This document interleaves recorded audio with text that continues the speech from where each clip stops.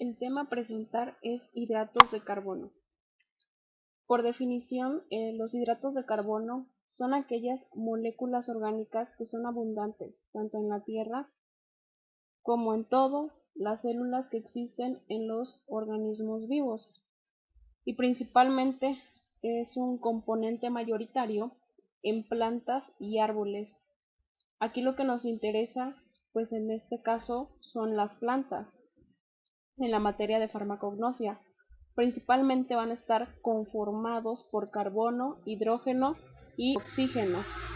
Dentro de las clasificaciones, yo quise basarme en la estructura química establecida por la FAO y la WHO, en donde tenemos una clasificación en donde la primera pues van a ser los azúcares, en donde el número de carbonos al ser 1 se divide en el subgrupo de los monosacáridos, en donde podemos encontrar a la glucosa, a la fructosa y a la galactosa. Y dentro de los mismos azúcares encontramos a que el número de monómeros, al tener 2, son los disacáridos. En los disacáridos vamos a tener a la sacarosa, que es el conjunto de la glucosa y la fructosa. También vamos a tener a la maltosa, que es la glucosa más otra glucosa, y a la lactosa, que esta va a ser una glucosa más una galactosa. También vamos a tener a la clase de los oligosacáridos, en donde el número de monómeros va a ser de 3 a 9, en donde el subgrupo va a ser los malto-oligosacáridos, en donde el grupo representativo es la maltodextrina. Y otra clasificación dentro de los oligosacáridos de 3 a 9 monómeros, encontramos la rafinosa, estaquiosa, la fructo-oligosacárido, y pasamos con la clase de los polisacáridos, en donde el número de monómeros va a ser de 10 o más. Dentro de esta existen dos subgrupos. El primero son los de almidón, en donde en este podemos encontrar a la amilosa, amilopectina, almidones modificados, almidones resistentes y la inulina. Ahora, el otro subgrupo que entra dentro de los polisacáridos, encontramos a los polisacáridos no amiláceos, en donde encontramos a la celulosa, hemicelulosa, pectinas y gomas. Ahora existe otra clasificación en donde principalmente vamos a tener a lo que son los hidratos de carbono hidrogenados, que son los polioles, en donde el número de monómeros va a ser a partir de 1 o más. Encontramos aquí a los monosacáridos, en donde se encuentra el sorbitol, el manitol, el xilitol y el eritritol. Después tenemos a los disacáridos, que es el isomaltol, lactitol y maltitol. Después están los oligosacáridos, en donde tenemos a los jarabes de maltitol, a los hidrolizados de almidón e hidrógeno, y el otro grupo son el polisacárido, que es la polidextrosa. Algo importante de recalcar es que los oligosacáridos van a ser polímeros de monosacáridos que no rebasan el número de más de 10 y tienen propiedades reductoras cuando uno de los hidroxilos anoméricos no está comprometido con el del enlace glucósido. Tenemos un extremo que es no reductor, que se encuentra del lado izquierdo. Esta forma va a señalar la forma anomérica y enantiomérica.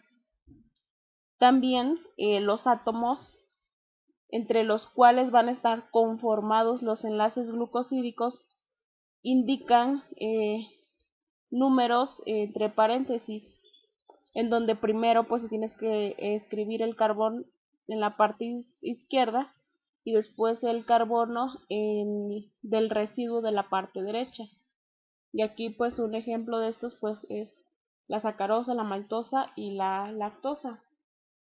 Sin embargo, en los monosacáridos vamos a tener que los carbohidratos van a ser carbohidratos sencillos que van a estar construidos por una cadena de átomos de carbono a los que se les van a unir grupos hidroxilo. Principalmente, uno de los átomos de carbono tiene unido un grupo carbonilo. Principalmente se dice que si se encuentra en una posición terminal o no, van a recibir el nombre de aldosa o cetosas. Principalmente, si lo vemos en la parte química, van a estar constituidos por una sola cadena de polialcoholes con un grupo aldehído o cetona, como lo había mencionado anteriormente. Y esta es una razón por la cual no se puede descomponer mediante hidrólisis. Ahora bien, algo muy importante de mencionar y por también un tema en la farmacognosia importante es las gomas, que son muy utilizadas en la farmacognosia y que le dan mucho auge al aspecto farmacéutico. Esto se debe a que son moléculas de un alto peso molecular con propiedades coloidales y con capacidades de producir geles que al mezclarse en agua, principalmente caliente o fría, pues producen soluciones viscosas en la industria de los alimentos y en donde en la industria de de algunos alimentos son una excelente alternativa para mejorar las propiedades sensoriales de textura, donde la estabilidad y un aumento de vida en anaquel se va a poder presentar y vamos a lograr una apariencia agradable hacia los consumidores. Dentro de las gomas tenemos varios orígenes. Unos son de los microorganismos, en donde aquí entra la goma santa y gelán. Tenemos también de origen a partir de algas, que son los alginatos, gomas agar y carragenina, a partir de plantas, que son las gomas guar, algarrobo, tragacanto, caraya, gati, tajá y arábiga. Tenemos a partir de animales, que es la grenetina y el quitazano, y también las sintéticas, que es la carboximetilcelulosa, la metilcelulosa y la hidroxipropil metilcelulosa. Las gomas son obtenidas a partir de fuentes vegetales, que se componen principalmente de pectinas, polisacáridos y proteínas. Algo importante de mencionar es que tienen una propiedad espesante, y esto se le debe gracias a los hidratos de carbono de las gomas, que aumentan la viscosidad del medio acuoso, y las dispersiones de la goma arábiga, en donde es un espesante, emulsificante y encapsulante. Ahora bien, vamos a pasar con los hidratos de carbono hidrogenados, en donde son importantes, en donde principalmente en el monosacárido, que es el manitol, esta se va a encontrar en alimentos de origen vegetal, como lo pueden ser la remolacha, el apio, las aceitunas y las algas marinas. Y estas pues se pueden producir a partir de la sacarosa o la dextrosa. Principalmente estos son coadyuvantes en la reposición de líquidos para evitar necrosis tubular aguda, para tratar la oliguria, que es un tratamiento eficaz en la farmacéutica. Ahora bien, pasemos a lo que es el sorbitol. Este es un polialcohol que se obtiene mediante la reducción de la hidrogenación. Esta es catalítica del monosacárido, que a partir de la glucosa. Este es uno de los 3 glúcidos más importantes, que es producido por la fotosíntesis. Principalmente las podemos encontrar en hojas adultas de plantas de tipo rosácea y plantaginácea. Se encuentran cantidades apreciables en las algas rojas y en conjunto con la fructosa, glucosa y sacarosa en frutos como son la pera, la manzana, la cereza y los duraznos.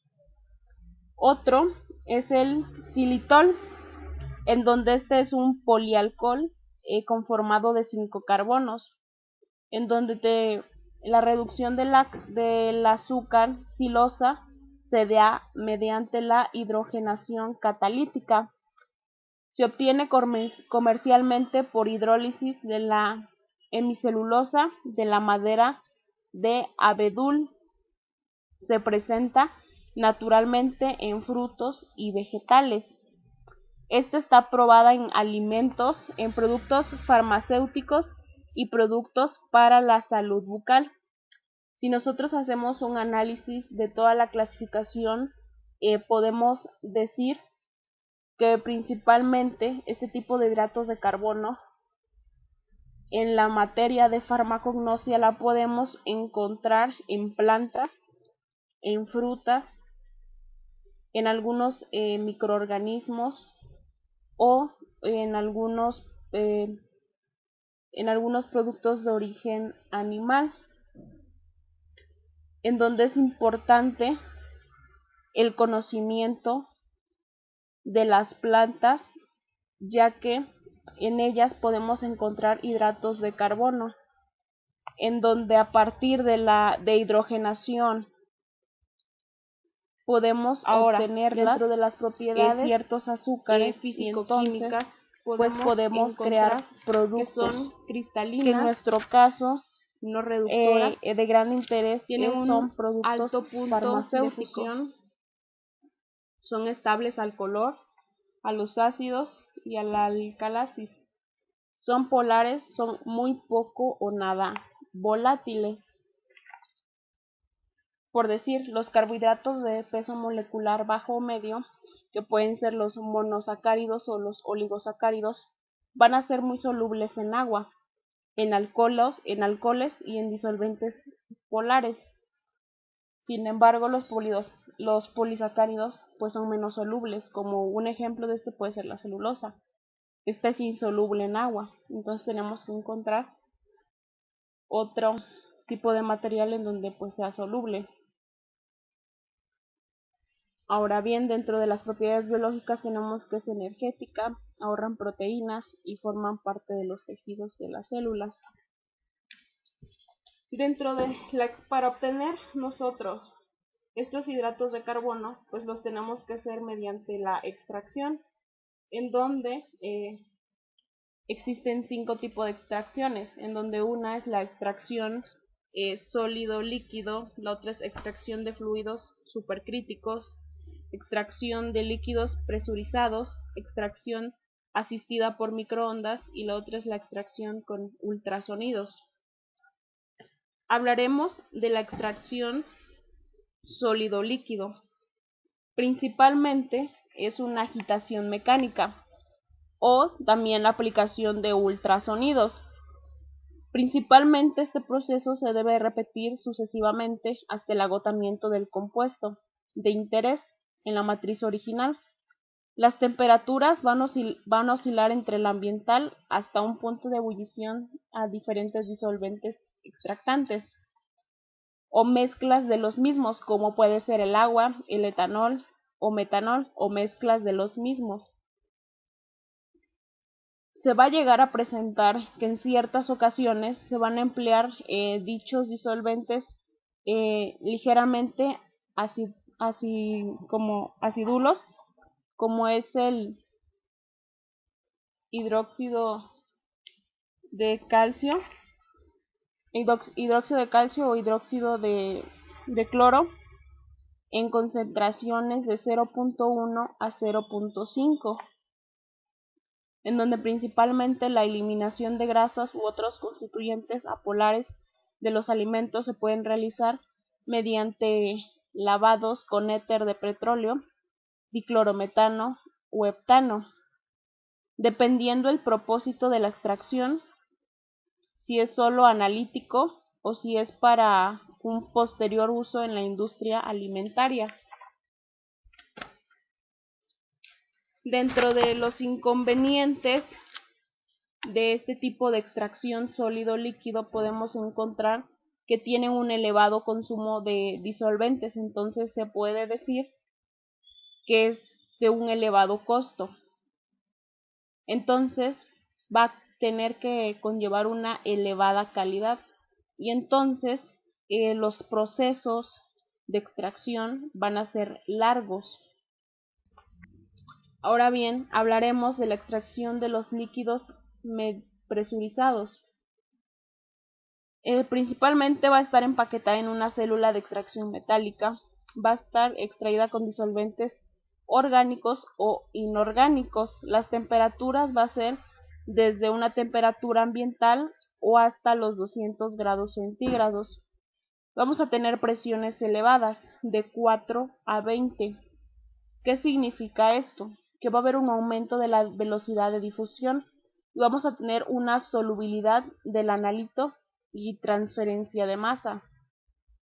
Esto va a conllevar también una disminución de la viscosidad y de la tensión superficial de los disolventes y van a mantener aún el disolvente en un estado líquido durante el proceso de extracción. Este proceso se va a ver favorecido en la penetración de la misma estructura en la matriz. Existen limitaciones, que son dos, que es una posible termovilidad en los analitos y en la matriz.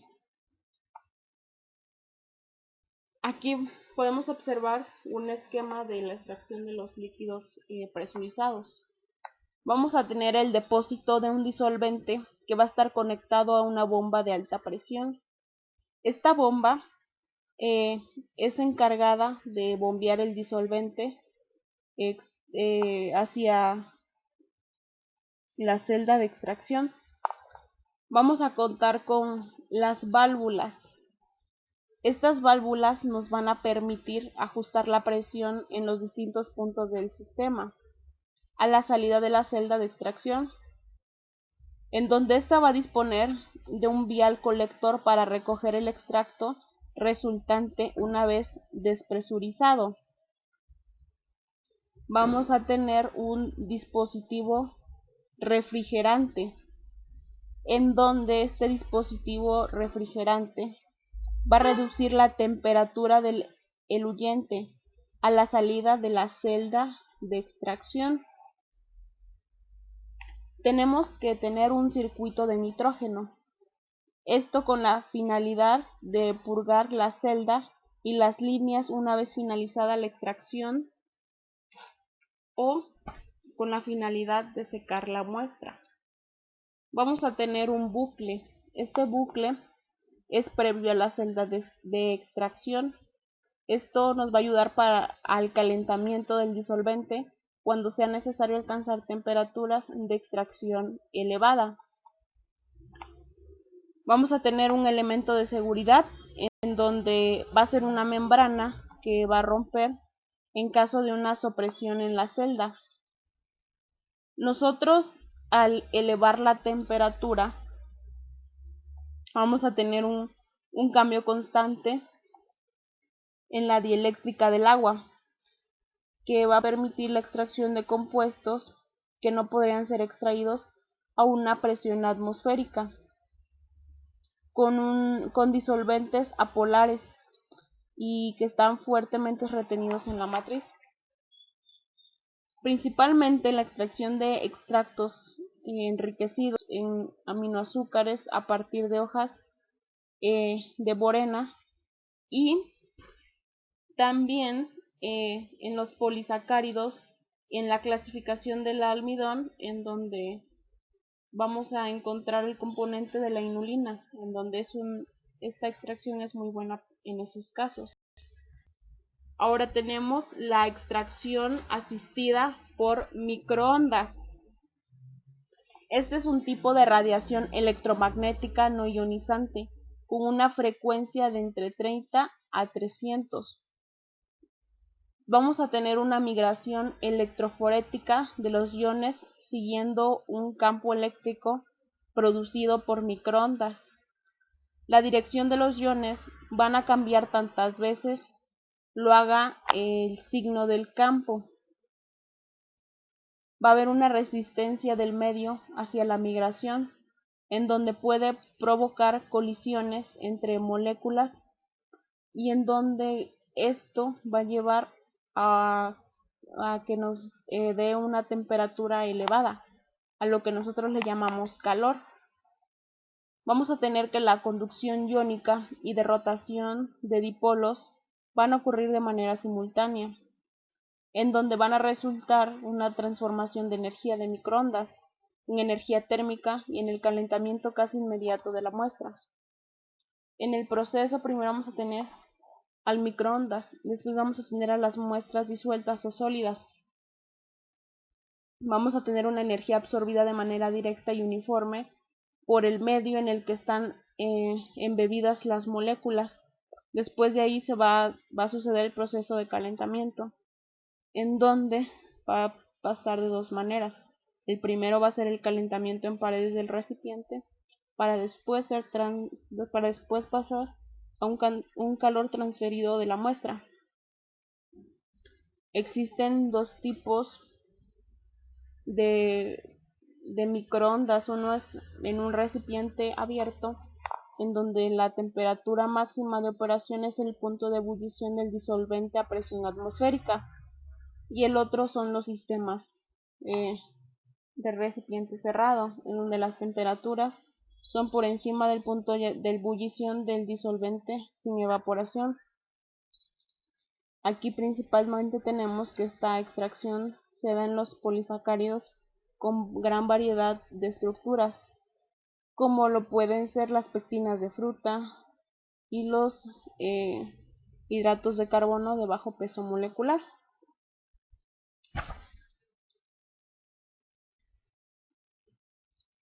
El metabolismo de los carbohidratos se va a dar a partir de la glucosa, en donde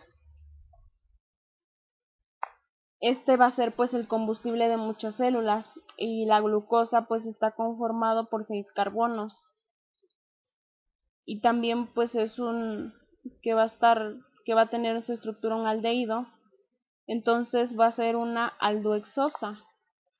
Ahora bien, a partir de la glucosa vamos a obtener el piruvato, en donde esto es una glucólisis.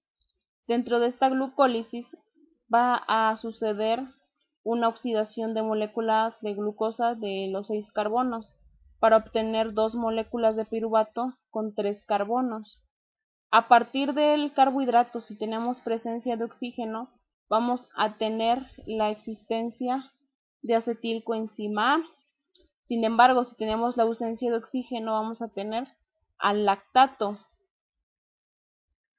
Sin embargo, si del piruvato pasamos a la glucosa, va a existir una gluconeogénesis, en donde vamos a tener que los precursores va a ser el piruvato, la glicerina o el lactato, o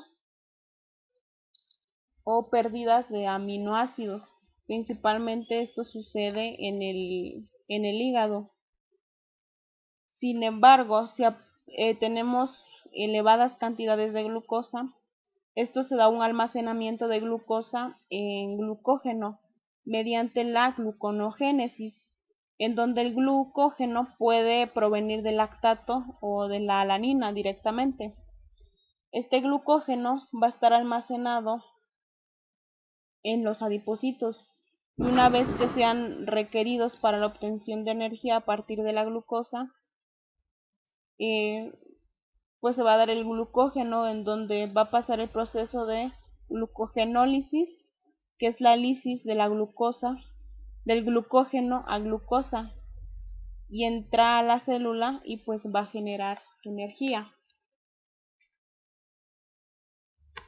Entonces podemos decir que estos procesos principalmente parten de la glucosa, que es nuestra molécula de gran interés, que dentro de los hidratos de carbono pues se encuentra dentro de los monosacáridos, en donde pues gracias a estas rutas metabólicas nosotros podemos obtener la extracción de metabolitos, y esta extracción de metabolitos se vuelve importante para la obtención de productos alimentarios o productos farmacéuticos que son de gran interés.